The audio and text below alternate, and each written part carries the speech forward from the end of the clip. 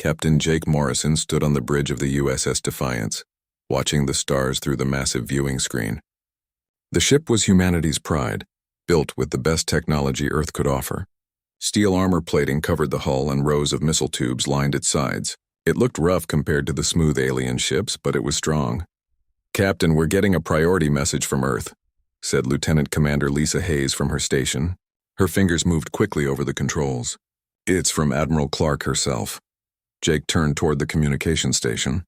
Admiral Susan Clark rarely sent direct messages unless something big was happening. "Put it on screen, Lisa." The hologram appeared, showing Admiral Clark's serious face.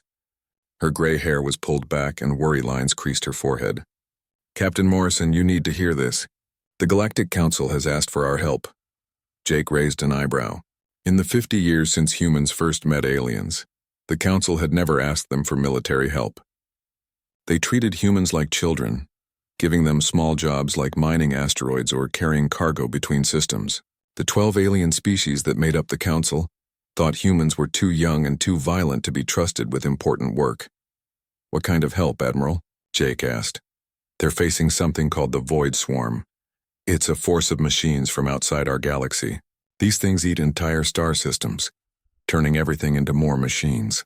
The Council's fleets have been destroyed in 3 major battles." Lisa looked up from her station. "The Council has ships that can destroy planets. How could they lose?" Admiral Clark's expression grew darker. "That's what makes this so scary. Their energy shields and plasma weapons did nothing. The machines adapted to everything the Council threw at them. Now they're desperate enough to ask us for help." Jake felt his crew watching him. Chief Engineer Ryan Cooper looked up from his damage reports. Communications Officer Amy Rodriguez stopped checking the long-range sensors. Dr. Patricia Bell, their science officer, turned away from her research. They all knew this was important. "What exactly are they asking us to do?" Jake asked. "They want the Defiance and 2 escort ships to investigate the last battle site. You'll have access to all their military files and command authority over any Council ships you find. They're giving you more power than any human has ever had." Jake thought about this. The Council was proud. They looked down on human ships with their crude missiles and metal armor. For them to ask for help meant they were truly afraid. "There's something else," Admiral Clark continued. "This is our chance to prove we belong as equals in the galaxy. If we succeed, humanity gets a real voice in galactic affairs. If we fail..." She didn't need to finish. "Understood, Admiral. What's our destination?" "The Kepler system. That's where the Council made their last stand. 300 ships went in. None came back. The bridge fell silent. 300 ships was more than Earth's entire fleet." Jake looked at his crew again. These people had followed him through the Outer Rim Wars, where human colonies fought off pirate attacks. They'd seen real combat, unlike most of the galaxy's peaceful species. "How long do we have?" Jake asked. "The swarm is moving toward Council space. Intelligence says you have maybe 2 weeks before they hit the next system. Captain, I'm sending you the Council's complete military database. Study it. Learn everything you can about how they fight." "Yes, ma'am. We'll find out what happened to their fleet." Admiral Clark nodded. "Jake, remember that Earth is watching. The whole galaxy is watching. Show them what humans can do." The transmission ended, leaving the bridge in silence. Jake looked at his crew, seeing the mix of excitement and worry on their faces. This was the biggest mission humanity had ever been given. "Lisa, set course for Kepler. Maximum speed." "Yes, sir." "Course laid in. Ryan, I want full diagnostics on all weapon systems. Check our missile inventory and make sure our railguns are working perfectly." "Already on it, Captain. We're carrying full loads of tungsten rounds and nuclear warheads." Dr. Bell spoke up. "Captain, I'd like to review the Council database. Their technology is far ahead of ours. Maybe I can learn something useful." "Good idea, Doc. Amy, send a message to the escort ships. Tell them to prepare for combat operations." "Message sent, sir." "The Valor and Thunder are ready to follow us." Jake walked to the front of the bridge, looking out at the stars. Somewhere out there, an enemy was destroying entire civilizations. The most advanced species in the galaxy couldn't stop them. Now it was up to humanity to find a way. He thought about the differences between human and alien technology. Council ships were beautiful, with smooth lines and energy weapons that could slice through asteroids. Human ships were ugly by comparison, built like floating fortresses with thick armor and simple weapons. But there was something the aliens didn't understand about humans. They had learned to fight by battling each other for thousands of years. Every war had taught them new lessons about survival. The galaxy's peaceful species had forgotten how to truly fight. "Captain," Lisa said, "we're approaching jump point, ready to enter hyperspace." "Take us out, Lisa. Time to see what we're really made of." The stars stretched into lines as the USS Defiance jumped toward the unknown. Behind them, Earth grew smaller until it disappeared. Ahead lay the remnants of the greatest space battle in galactic history. Jake knew that when they returned, everything would be different. Either humanity would earn its place among the stars, or they would join the Council fleets in the darkness between worlds. But he had faith in his crew and his ship. Humans had survived ice ages, plagues, and world wars. They would find a way to survive this too. The Defiance raced through hyperspace, carrying humanity's hopes toward a battlefield where the galaxy's fate would be decided. In the cargo bays, missiles waited in their tubes. In the gun turrets, railguns stood ready to fire. And on the bridge, a human crew prepared to show the galaxy what their species could do when everything was at stake. The message had been clear. The Galactic Council needed help. Now it was time for humanity to answer that call. The USS Defiance dropped out of hyperspace at the edge of the Kepler system, and Jake Morrison felt his stomach drop with it. The viewing screen showed a sight that would haunt him forever. Thousands of pieces of metal and crystal floated in the void, catching starlight like a field of deadly flowers. "My God," whispered Lisa Hayes, her voice barely audible on the bridge. The wreckage stretched for millions of kilometers. What had once been the pride of the Galactic Council's fleet now drifted as broken shells and twisted metal. Jake could make out the elegant curves of Zenthari cruisers, their crystal hulls shattered like broken glass. The massive forms of Corvan battleships lay split open, their interiors exposed to space. "Amy, are you picking up any life signs?" Jake asked, though he already feared the answer. Communications Officer Amy Rodriguez worked her controls with shaking hands. "Scanning now, Captain. Most of the ships are completely dead, but... Wait. I'm getting a weak signal from Grid 77 Alpha. It's a distress beacon. Ryan, what's our status on the escorts?" Chief Engineer Ryan Cooper checked his displays. "The Valor and Thunder are holding position as ordered. All systems green." Dr. Patricia Bell looked up from her science station, her face pale. "Captain, I'm reading the signatures of over 200 ships in this graveyard. The database shows the Council sent 300 vessels to this system." Jake did the math quickly. 100 ships were completely gone, not even leaving wreckage behind. Whatever had done this was thorough. "Lisa, take us toward that distress signal. Nice and slow." The Defiance moved carefully through the debris field. Pieces of alien technology bumped against their hull with soft ringing sounds. Jake watched a Vorthan fighter drift past, its pilot's compartment empty and dark. "There," Amy pointed to the main screen. "That's where the signal is coming from." A Council cruiser hung in space, its hull cracked but still holding together. The ship was beautiful even in its damaged state, with flowing lines and a surface that seemed to shimmer with inner light. But deep gouges ran along its sides, and one engine was completely gone. "Amy, try to contact them. Hailing frequencies open." "Captain?" A voice crackled through the speakers, speaking in the translated words of the galaxy's common language. "This is Commander Zixhai of the Council ship Bright Wing. Who dares enter this place of death?" "This is Captain Morrison of the human vessel USS Defiance. We're here to help." Silence followed. Then the alien voice returned, filled with surprise. "Humans, what are primitives doing in a war zone?" Jake bit back his first response. Now wasn't the time for pride. "The Council asked for our help, Commander. We'd like to bring you aboard for medical attention. I need no help from your kind. My ship may be damaged, but I am Vorthan. We do not accept charity from species that still use metal weapons." Lisa looked at Jake and shook her head. Even when they were offering rescue, the aliens still looked down on them. But Jake had dealt with proud officers before. "Commander, with respect, your ship is leaking atmosphere. Our sensors show you have maybe 6 hours of life support left. We can argue about politics later." Another long pause. Finally, the alien spoke again. "Very well. But I will speak only with your ship's commander." 20 minutes later, Jake stood in the Defiance's docking bay as the airlock opened. Commander Zixhai stepped through, and Jake got his first look at a Vorthan warrior. The alien was tall and covered in green scales that caught the light. His eyes were large and golden, and his movements showed the fluid grace of a natural predator. You are the human captain? HFY asked, his voice carrying doubt. I am. Welcome aboard the Defiance. The Vorthon looked around the docking bay, taking in the rough metal walls and simple lighting. Your ship is as crude as I expected. How do you expect to succeed where the finest vessels in the galaxy have failed? Jake led him toward the medical bay. Tell me what happened here. The swarm came without warning. Our sensors detected them at the edge of the system, moving in perfect formation. Each ship was black as space itself, and they flew like a single living thing. Dr. Bell met them in the medical bay and began scanning the alien with her equipment. HFY continued his story while she worked. We opened fire with our plasma cannons as soon as they came in range. The first shots were perfect, destroying several enemy vessels. We thought it would be easy. The alien's voice grew bitter. We were fools. What changed? Jake asked. The machines learned. By the second wave of fire, their hulls had adapted to our plasma. The energy simply flowed around them like water. We switched to particle beams and they adapted to those as well. Within an hour, our most powerful weapons were useless. Dr. Bell looked up from her scanner. He's got some internal injuries, but nothing serious. The Vorthon physiology is remarkably tough. HFY ignored the doctor and continued. The swarm ships moved closer, firing some kind of energy weapon that cut through our shields like they weren't there.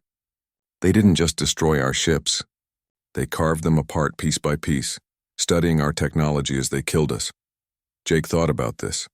An enemy that could adapt to any weapon in real time would be nearly impossible to defeat using traditional methods. But maybe that was the key word, traditional.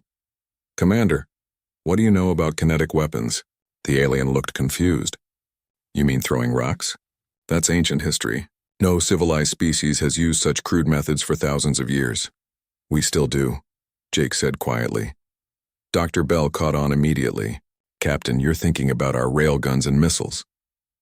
The swarm adapted to energy weapons because that's what they expected. But what if we hit them with something they've never seen before? HFY laughed, a harsh sound. You think your primitive bullets can succeed where plasma failed? Maybe. Doc, what did you find in the wreckage analysis? Dr. Bell pulled up her data on a portable screen. The swarm ships have incredible adaptive armor, but it's designed to counter energy-based attacks. I'm not seeing any preparation for kinetic impact. Jake smiled for the first time since entering the system.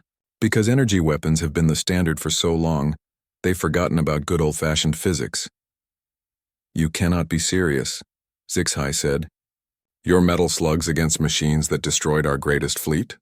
Commander, sometimes old ideas work better than new ones. The swarm expects to fight the galaxy's most advanced weapons. They're not ready for its most basic ones. Jake led them to the bridge where the crew was still analyzing the wreckage. The debris told a story of overwhelming defeat, but also of an enemy that might have a weakness. Lisa, plot a course to the outer system. Find us a good position to test our weapons. Yes, sir. Where are we going? To find some swarm scouts and see if our ancestors' weapons can teach these machines something new. HFY watched the human crew prepare for battle with growing interest. These primitives actually thought their crude weapons could work where the galaxy's finest had failed. The idea was insane. But as he looked around the bridge, seeing the calm confidence of the human officers, he began to wonder if insanity might be exactly what the galaxy needed.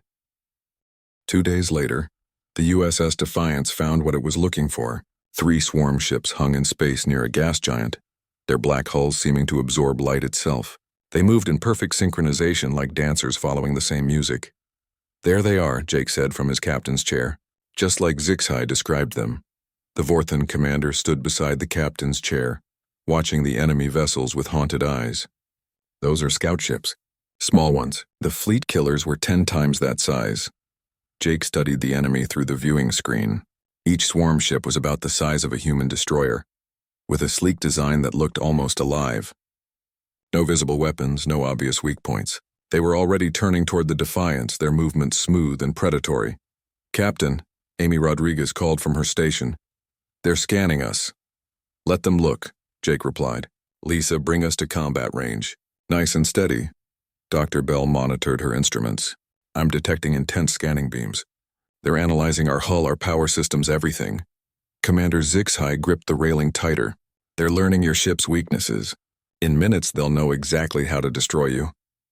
That's what I'm counting on, Jake said calmly. Lisa, target the lead ship with plasma cannons. Fire when ready. Sir, I thought we were going to use kinetic weapons. First, we give them what they expect. Fire. The Defiance's plasma cannons erupted in brilliant blue streams. The energy bolts crossed space in seconds, striking the lead swarm ship. For a moment, the alien vessel glowed with absorbed energy. Then the light faded, and the ship continued flying as if nothing had happened. Their hull is adapting, Dr. Bell reported. The plasma energy is being redirected through some kind of metamaterial structure. Fascinating, HFY said bitterly. They learned to counter your plasma in 30 seconds. It took them an hour to adapt to ours. The swarm ships began moving toward the Defiance, picking up speed. Their hulls started to glow with building energy. They're charging weapons, Amy warned. Good. Now they think they understand us. Jake's voice was calm. Lisa, switch to railguns. Target all 3 ships. Load tungsten penetrators. Railguns loaded and ready, Captain. Fire. The USS Defiance shuddered as its magnetic accelerators launched 3 tungsten rods at 15% the speed of light. No energy signature, no plasma glow, just metal moving very fast through space. The first rod hit the lead swarm ship before its sensors could register the attack. The tungsten penetrator punched through the hull like it was paper, continuing out the other side. The ship began to spin wildly, leaking atmosphere and sparks. The second and third rods found their targets a split second later. One swarm vessel exploded completely, its adaptive armor useless against pure kinetic force. The third ship tried to dodge, but the tungsten rod clipped its engine section, sending it tumbling away. Direct hits on all targets, Lisa reported, her voice filled with amazement. Commander HFY stared at the viewing screen in shock. Impossible. Your primitive weapons just destroyed swarm ships in seconds. Not destroyed, Jake corrected. 2 of them are still functional. Watch what they do next. The surviving swarm ships regrouped, their hulls already changing. The metamaterial surface rippled like liquid, forming new structures. Dr. Bell monitored the changes on her instruments. They're trying to adapt, she reported. I'm seeing increased hull thickness and some kind of impact absorption system. They're learning to fight kinetic weapons, HFY observed. Give them an hour and your bullets will be as useless as our plasma. Jake smiled. That's assuming we give them an hour. Lisa, load explosive shells this time. Mix of nuclear and conventional warheads. Loaded and ready, sir. Fire. The missiles streaked across space, their engines burning bright against the darkness. The swarm ships tried to intercept them with energy beams, but the missiles' crude guidance systems were too simple to confuse. The warheads detonated in brilliant flashes, overwhelming the enemy ship's adaptive defenses with raw explosive force. When the light faded, nothing remained but expanding clouds of debris. Perfect, Jake said. Amy, send a message to the escort ships. Tell them the test was successful. Message sent, Captain. The Valor and Thunder are requesting permission to engage additional targets. Dr. Bell looked up from her analysis. Captain, I think I understand why this worked.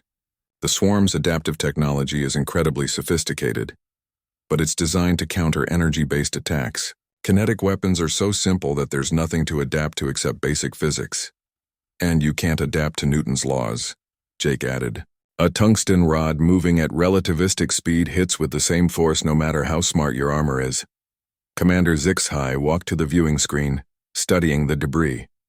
Your weapons are crude, primitive, barbaric by galactic standards. But they work. Sometimes the old ways are the best ways, Jake replied. The swarm will learn from this encounter, HFY warned. They'll share the information with the main fleet. Good. Let them learn. We've got plenty more tricks they haven't seen yet. Amy looked up from her communications panel. Captain, I'm receiving multiple transmissions from Council Space. Word about our engagement is spreading fast. What kind of transmissions? Requests for tactical data. Questions about human weapons technology. The Zenthari Fleet Command wants to know if we can teach them to build kinetic weapons. Jake laughed. 6 months ago, they wouldn't let us dock at their stations. Now they want to learn from us. Dr. Bell pulled up a galactic map on the main screen. Captain, long-range sensors are detecting swarm movement in 17 sectors. They're massing for a major assault. Where? Multiple targets, but the biggest concentration is heading toward Meridian Station. The bridge fell silent. Meridian Station was humanity's largest military base outside the Sol system. If the swarm was targeting it specifically, they knew about humanity's role in the recent battle. How long until they reach Meridian? Jake asked. At current speed, 3 weeks. Jake stood up from his chair. Lisa, set course for Meridian. Maximum speed. Course laid in, Captain. Amy, send a priority message to Admiral Clark. Tell her the swarm is coming for us directly. We need every ship we can get. Message sent, sir. Commander Zixhide turned from the viewing screen. Captain Morrison, if the swarm is targeting your base, they're bringing more than scout ships. You'll face the full fury of their fleet. Then we'd better be ready for them, Jake replied. Ryan, start converting our manufacturing base to produce ammunition. I want every missile tube loaded and every railgun ready to fire. Already working on it, Captain. As the Defiance jumped to hyperspace, Jake looked at his crew. They'd proven that human weapons could hurt the swarm, but the real test was still coming.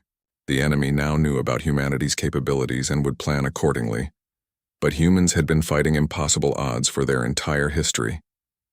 It was time to show the galaxy what they could do when their backs were against the wall. The USS Defiance arrived at Meridian Station to find chaos. The massive military base hung in space like a steel city, its docking bays swarming with ships. Human vessels of every class were gathering. Destroyers, cruisers, and even converted cargo ships armed with whatever weapons they could carry. Look at that, Lisa Hayes said from her position at the helm. I count 47 ships. Jake Morrison studied the fleet through the viewing screen. It was the largest human force ever assembled, but it still looked small compared to what was coming. Long-range sensors showed the swarm approaching with over 2,000 vessels. Any word from the Council fleets? Jake asked. Amy Rodriguez checked her communications. 3 Council squadrons are en route, but they won't arrive for another 6 hours. We're on our own until then. Commander Zixhide, who had remained aboard the Defiance as an observer, shook his head. 47 ships against 2,000. This is not a battle. This is a massacre. We'll see about that, Jake replied. Amy, get me Admiral Clark. The hologram appeared on the bridge showing Admiral Clark aboard the command station. Behind her, Jake could see dozens of officers working frantically at control panels. Jake, thank God you're here. The swarm will arrive in 4 hours. What's our tactical situation? We've proven that kinetic weapons work against them, but they'll have adapted by now. We need to be smarter. I've authorized the deployment of the Peacemaker arsenal, Admiral Clark said grimly. Jake felt his stomach drop. The Peacemaker weapons were antimatter warheads, humanity's most destructive weapons. They'd never been used in combat before. Admiral, are you sure about this? The swarm is bringing their command ship. Intelligence calls it a nexus. It's the size of a small moon. If we don't stop it here, it'll coordinate attacks on every human colony. Dr. Bell looked up from her sensor readings. Captain, I'm detecting massive energy signatures approaching the system edge. The swarm fleet is dropping out of hyperspace. Jake watched the sensor display as red dots began appearing by the hundreds. The enemy ships moved in perfect formation, creating geometric patterns that hurt to look at. In the center of the formation was something huge, the Nexus ship. My God, whispered Ryan Cooper. That thing is 30 kilometers across. The Nexus was more than a ship. It was a mobile fortress, bristling with weapons and covered in the same adaptive armor as the smaller vessels. Streams of smaller ships poured from its docking bays like angry insects. All ships, this is Admiral Clark, came the announcement over the fleet communications. Deploy into defensive formation around Meridian Station. Remember your training and make every shot count. Jake turned to his crew. You heard the Admiral. Lisa, take us into formation. Ryan, status on our weapons? All railguns loaded with mixed ammunition. We've got tungsten penetrators, explosive shells, and nuclear warheads. Manufacturing bays are producing rounds as fast as we can use them. Amy, patch me through to the fleet. You're on, Captain. Jake's voice carried to every human ship in the formation. This is Captain Morrison of the USS Defiance. We've fought these things before and won. They adapt to energy weapons, but they can't change the laws of physics. Keep hitting them with kinetic rounds and explosives. Don't give them time to adjust. The swarm fleet approached in waves. The first group consisted of the small scout ships Jake had fought before. Their hulls showed modifications, thicker armor, and new defensive structures. They've learned from our last encounter, Dr. Bell observed. Their hulls are designed to absorb kinetic impact. Then we hit them harder, Jake replied. Lisa, target the lead group. Full spread of nuclear warheads. The human fleet opened fire as one. Hundreds of missiles streaked across space, followed by streams of railgun rounds. The swarm ships tried to intercept the incoming fire, but there was too much of it. Nuclear explosions bloomed like deadly flowers, overwhelming the enemy's adaptive defenses. But for every swarm ship destroyed, 2 more took its place. The enemy formation pressed forward, their return fire cutting through space in deadly patterns. The human ship USS Thunder took a direct hit and exploded in a ball of flame. "We're losing ships too fast."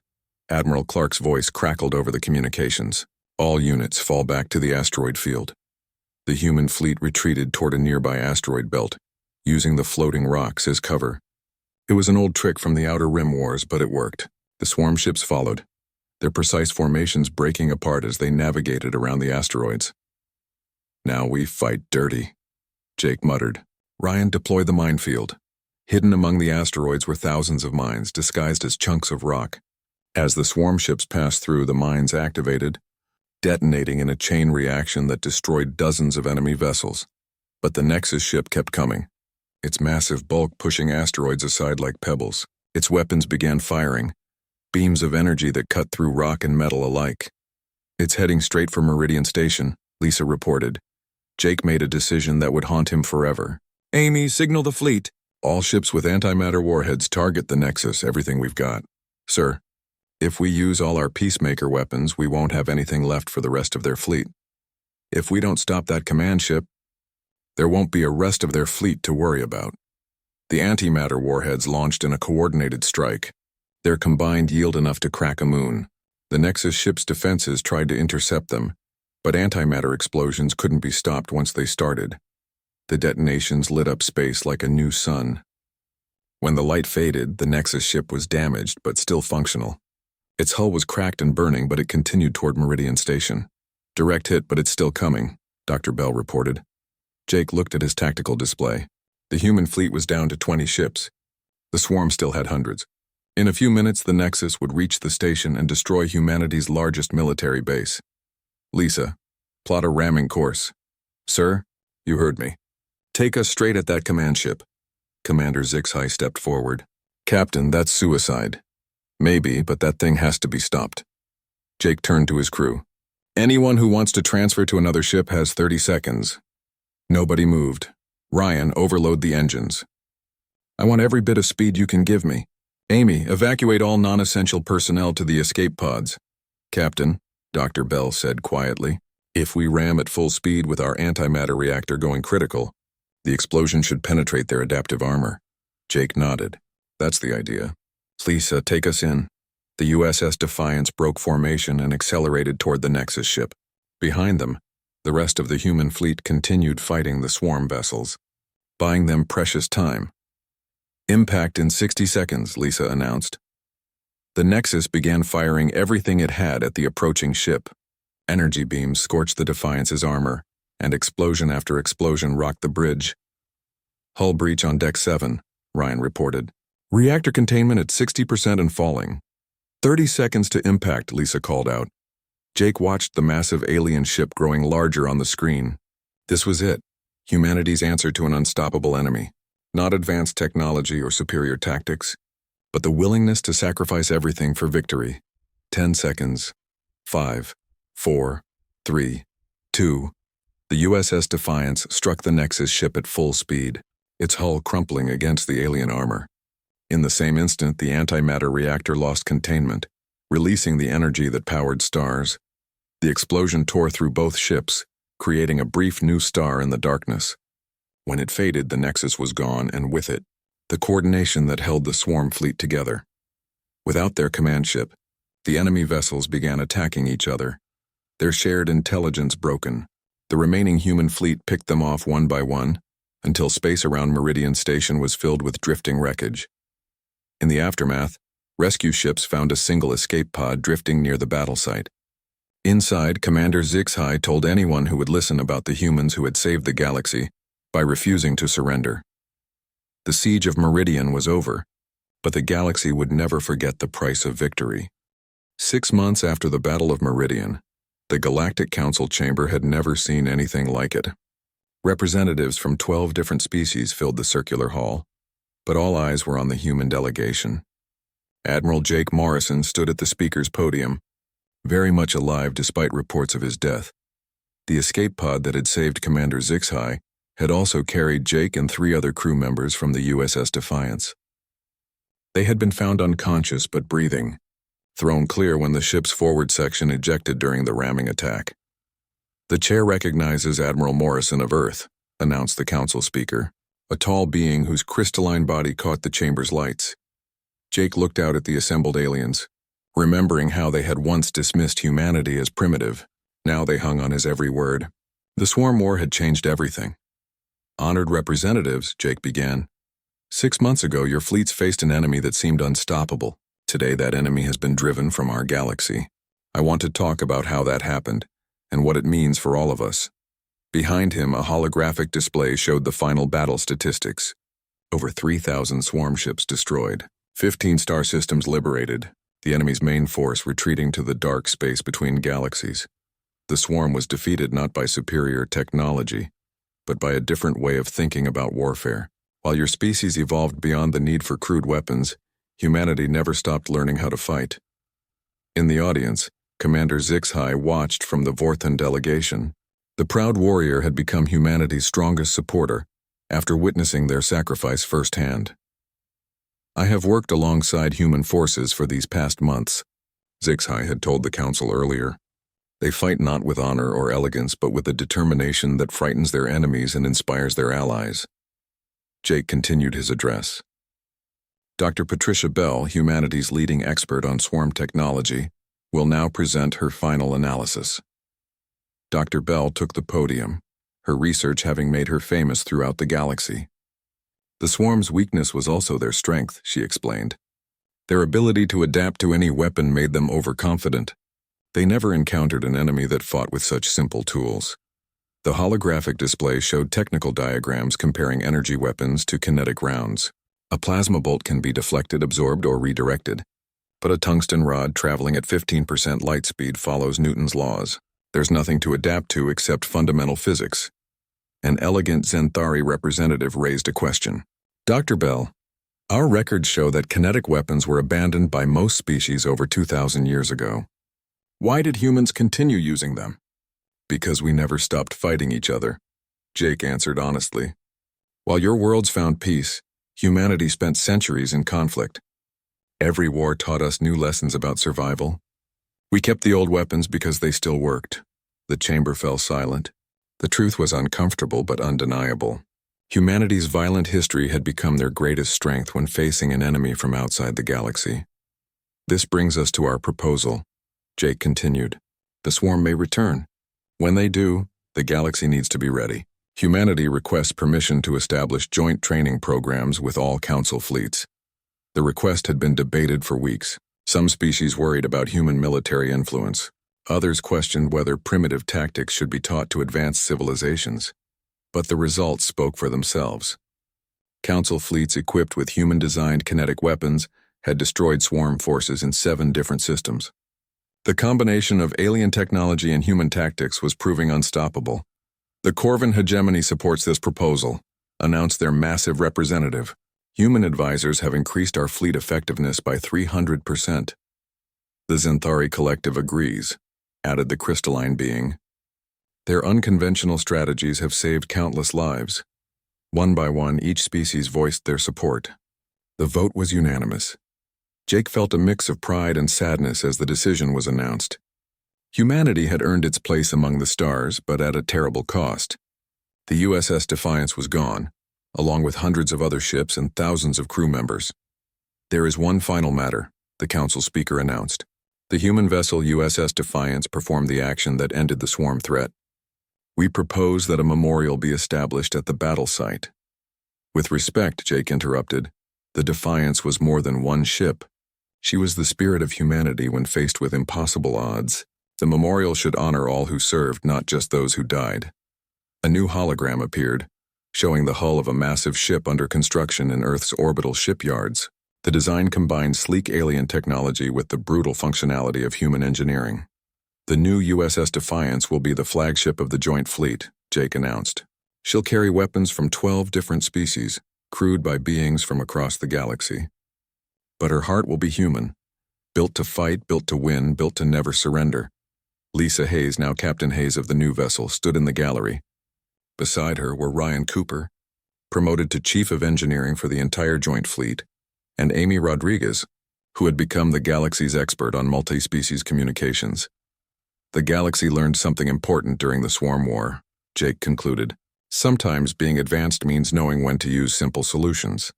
Sometimes being civilized means remembering how to be savage. And sometimes being united means accepting that differences make us stronger. As the council session ended, representatives from across the galaxy approached the human delegation. They wanted to learn more about kinetic weapons, human tactics, and the mindset that had saved them all. Commander Zixai was the last to approach Jake. "Admiral, my people have a saying, the finest blade is worthless in the hands of a coward. Your species may fight with crude weapons, but you have the hearts of warriors. We just do what needs to be done," Jake replied. "When the next threat comes, and there will be a next threat, the galaxy will be ready." Later that day, Jake stood in the observation deck of the new USS Defiance, watching Earth turn slowly below. The blue world looked peaceful from space, but he knew it was preparing for war. Shipyards worked around the clock, building vessels that combined the best of human and alien technology. Dr. Bell joined him at the viewing port. "Long-range sensors have detected something interesting," she said. "Energy signatures at the galaxy's edge. It might be the swarm regrouping. How long until they return? Maybe years. Maybe decades. But they will return." Jake nodded. "Then we'd better be ready. The galaxy has learned to fight like humans. Let's see if we can teach them to think like humans too." The new Defiance was larger than its predecessor, armed with weapons that could crack moons and shielded by force fields that bent space itself. But its most important feature was the crew, beings from across the galaxy who had learned that sometimes the old ways were the best ways. In the ship's memorial hall, a single plaque bore the names of all who had died in the Swarm War. Above it, etched in letters that caught the light, were the words that had become humanity's gift to the galaxy. When faced with impossible odds, humans don't calculate the probability of victory. They fight anyway. That's what makes them dangerous. That's what makes them valuable. That's what makes them human. The galaxy would remember forever the day humanity deployed a battleship, not for its weapons or its armor, but for the crew that refused to surrender and the species that taught the stars how to fight back against the darkness. In the depths of space, long-range sensors continued their vigilant watch.